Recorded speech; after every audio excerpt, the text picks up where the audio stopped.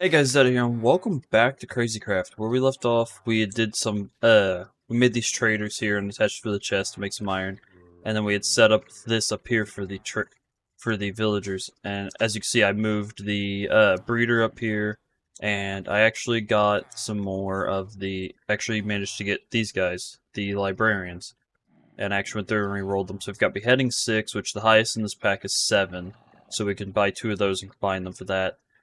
That gives us more chances for getting mob head drops. We got a prot 7, which I think for protection the highest is I think it's 8. Yeah, the highest is 8. So once again, just have to buy 2 of those per piece. And we got a mending book. That was the main goal with the librarians, was to get mending. Now for these guys, I'm gonna have to find some easy way to trade out for the emeralds, which sticks is obviously easy. I need to look up what the auto trader takes. I think it takes another ingot, unfortunately. Yeah, so it's a trader with a netherite ingot. So eventually we'll upgrade those to being auto traders, and we'll just we don't have EMC links, so I'll have to just make like a refined storage system or shove like a wooden colossal chest full of sticks. But yeah, so now I'll show you guys. This has not been running the whole time between episodes, which has been about a week between recordings. This is about what was collected about 6 hours after I quit recording the last episode. I looked back in to check it and see how it was going, and I was very surprised on how much, considering the factor that it hadn't produced a single ingot during recording. But it finally started going, and it's been producing some solid iron. Off camera, I also found these out because I realized that along with the iron farm is also giving us the poppies because it's counting as killing an iron golem off. So what I learned is that with 2 flowers of any kind and a stick, you can make these flower swords. They're not that impressive on the damage, and they're no special on the attack speed. They're just a wood sword. But the right-click floral heal is regen 3 for 5 seconds. It consumes the entire sword, not just a durability, not 10 durability. It consumes the entire sword, but I figured in a pinch, having a handful of these wouldn't be a bad idea. And also, this is the plan for the episode. This is basically it. We're opening Pandora's box this episode. So, we're gonna go and find... I'm gonna sleep first, but we're gonna go and find somewhere a little bit away from spawn, so this way I don't destroy the house. But we're gonna open Pandora's box. Oh, yeah, and if you guys are still enjoying these episodes, let me know by hitting the like button, consider subscribing, and turning on notifications, this way you guys don't miss more Crazy Craft. And sugarcane. But anyway, back off to finding a place for this box.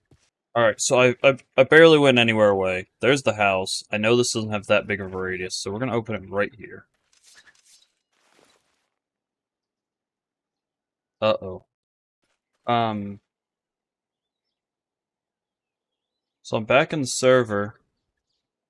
So my instance crashed, not the server, which is a good thing, because it means I'm less likely to lose anything.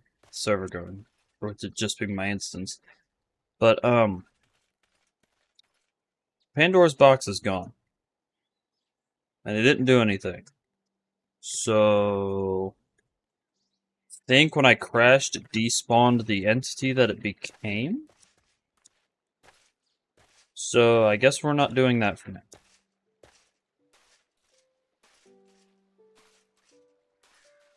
That's a little unfortunate.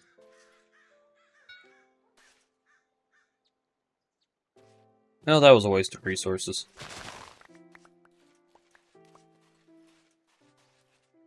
Grab this up, we'll plant it near the house. Slash home. Alright, now I gotta figure out what in the world I actually want to do for this episode now. Since my plan for the episode just went out the window completely.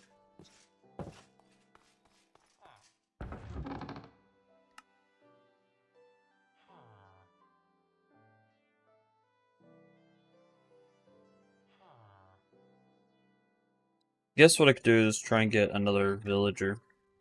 One that isn't a librarian, and add it to the collection for the moment. Do I have any in the incubators? No. Any in the breeder? I don't have enough bread in the breeder. Just gonna look into making a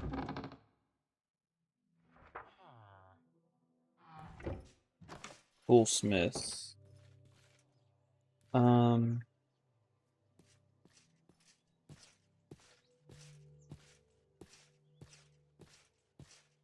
I gotta find. Ooh, a wasp. This is not what I came out here to find. But I'll worry about finding the rest of that off camera, actually, to do that. Also, if you guys, I'm sure you guys noticed before I actually thought to say anything, we have 3 more mantis claws. So, in episode 1, basically a Venus flytrap looking thing almost reminds me of a Dekubot. This thing, right here. So one of these spawned after episode 1, and I killed it. That's how I got this mantis claw.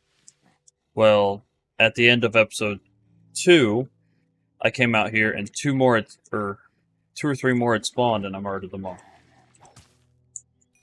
Funny thing is, the weapon they drop one-shots them.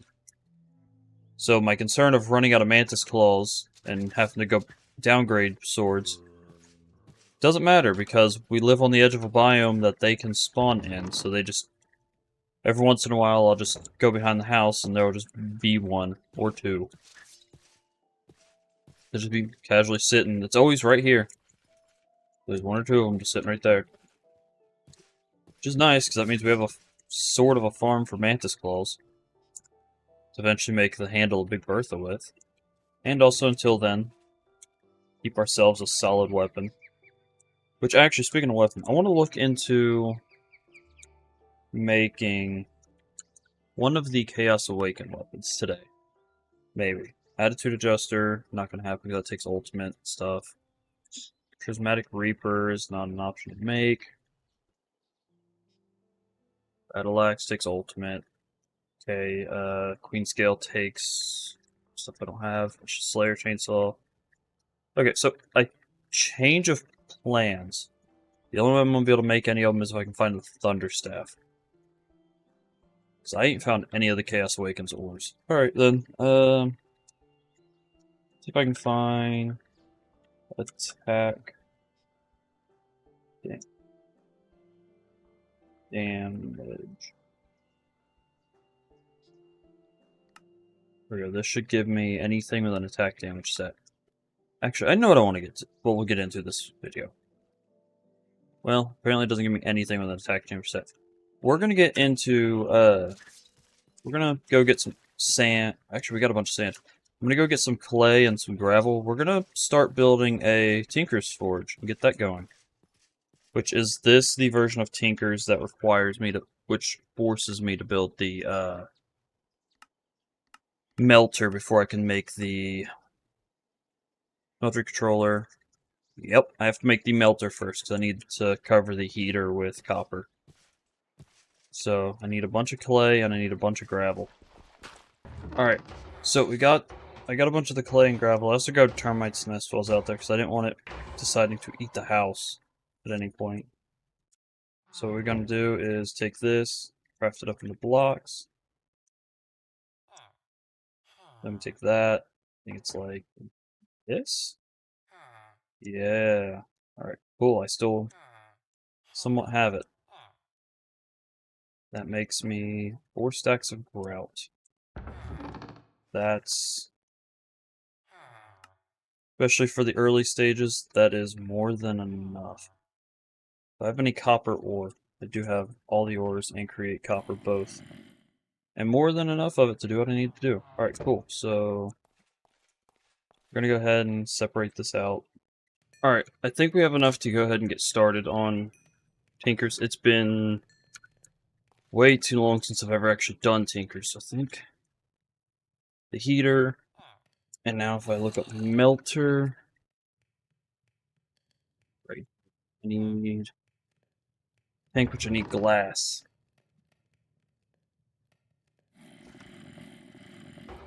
I recraft you into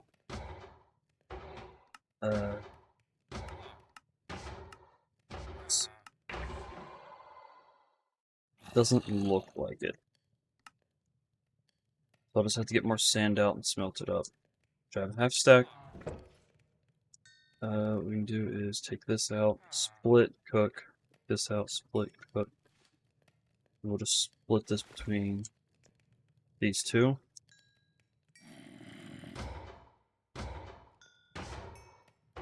Yeah, I definitely have enough seared bricks. It just comes down to having enough glass to make the seared tank for the melter, which I have that now. Seared fuel gauge, is that what it was? Looks like melter.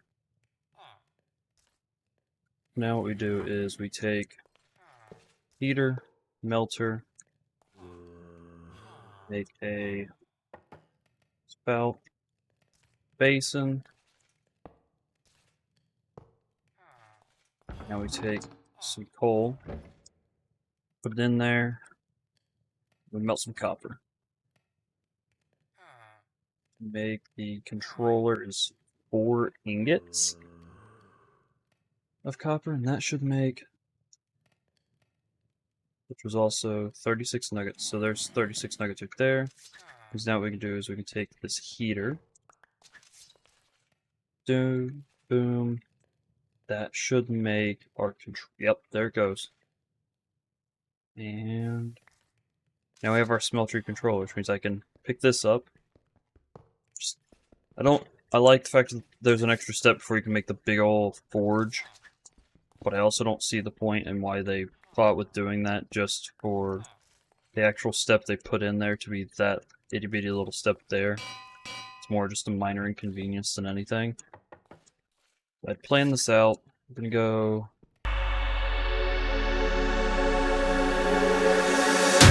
I transform, letting loose my inhibitions. I lose control, lose control. I release the hatred I pent up. So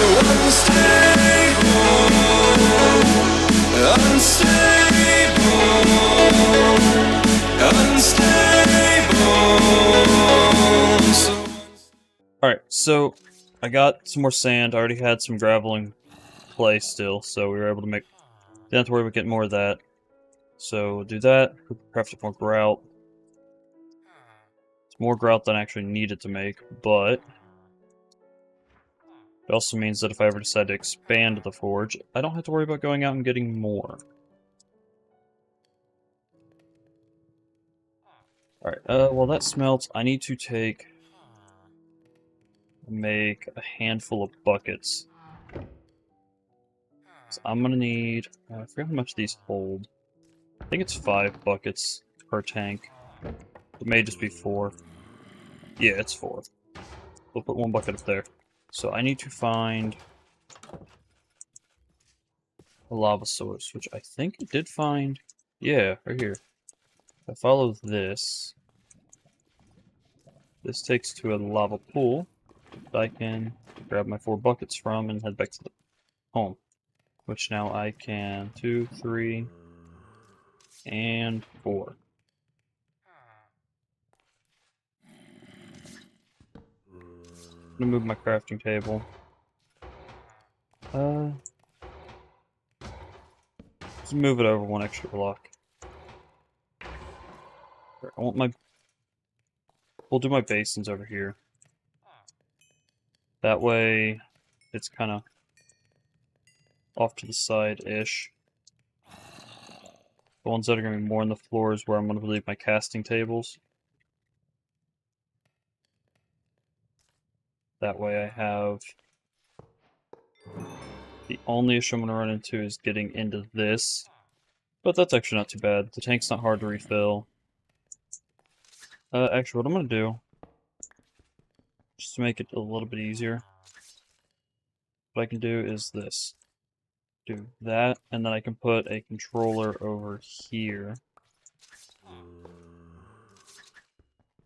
Okay, actually what we do is we'll place it like this. I can access the controller from the side, I can access the tank from there. That gives me full control of my forge. And so now, what I can do, I really wanted to, which I kind of want to, is I can expand the forge's height a little more. That way, I can not have to look at this gap here. See, the main reason, if you go up here and look, the reason why I didn't want to go any further is because I didn't want to have to move these guys. So when the forge comes up through here, it'll come up across here. But for now, I just want to get it flush with the roof,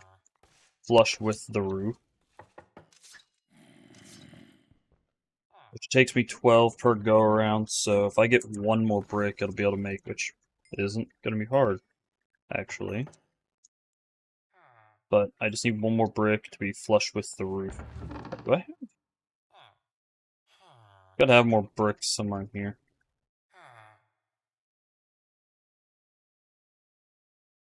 How would the old melter go? Because that's gonna be. Oh, it's still in my inventory. Okay. So that tells me for some reason I have one stray brick. Usually I find out is to go scroll to the bottom and see if that. Yep. Okay. Great. Anyway, now what I can do is 1, 2.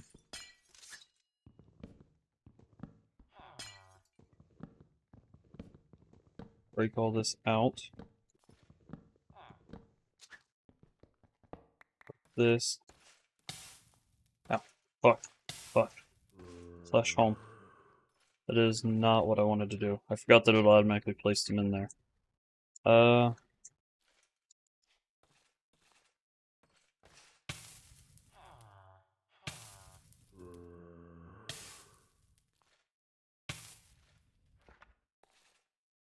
That. What does that leave in there? Get a congealed blood. We'll break that one.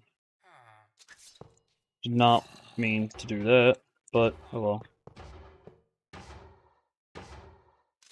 Oops.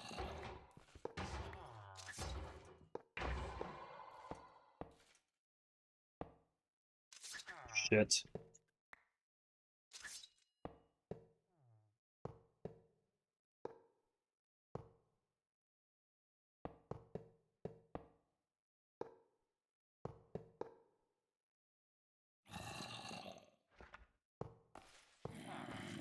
Okay,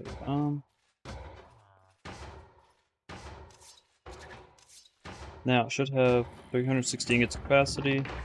That is plenty of capacity for now, so we'll just dump out the inventory in there. Do that. Eat one of these steaks. Alright, now we'll look through the ores and see what needs to be melted down. Let's see here.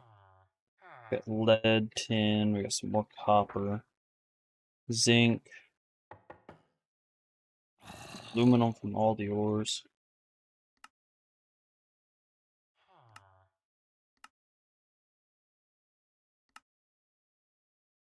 Molten aluminum, and just be pressed out in aluminum.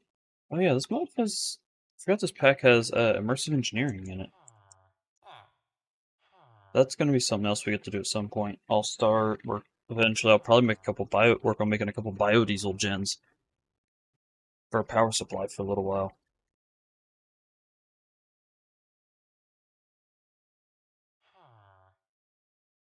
Um.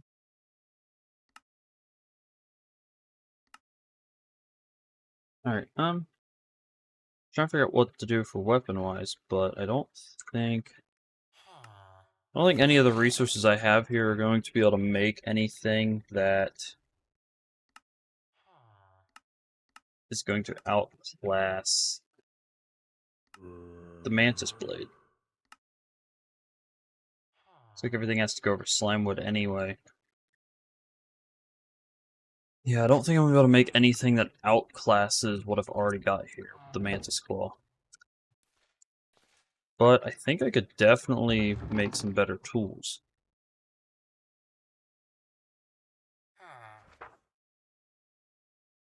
That's going to be a pain. And yield cool. Not really. The hardest part of It's gonna be the hardest part of that is the condensed blood. So that requires a bunch of Twilight Force.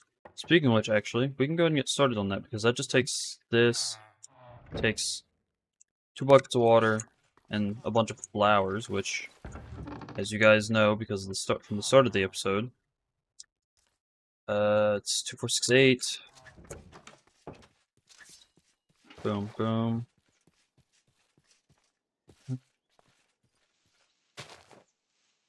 With our current setup, we should have plenty of armor points. We have more than diamond. We just have less toughness than diamond. It's the only thing that gives us toughness is our... We only have 5 instead of like the 8 toughness you get from diamond armor. But that should be more than enough to start Twilight Forest. Alright, so with Twilight Forest, let's see. Twilight. If I remember correctly, the blank magic map takes a magic map focus and a paper. Magic map focus takes glowstone, torchberries, and a raven feather. I don't remember where we can get... I know everything can be gotten once you come through this portal. I know where to get torchberries and the raven's feather. I don't know where in this dimension to get glowstone. Let's use that with a tap. I guess it doesn't matter because Naga's over there. So we're gonna go kill the Naga. Who knows, maybe he'll push us to actually have to use one of our flower swords. What in the...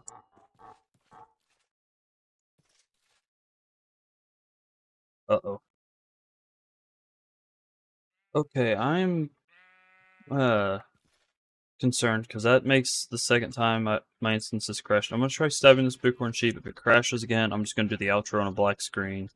If it doesn't, we're gonna kill the Naga. Alright, if you guys have enjoyed, consider hitting the like button and subscribing, turning on notifications. We will attempt to do this. I wanted to try and kill the Naga this episode, but I guess we will try for it next episode. So, just see you in the next one.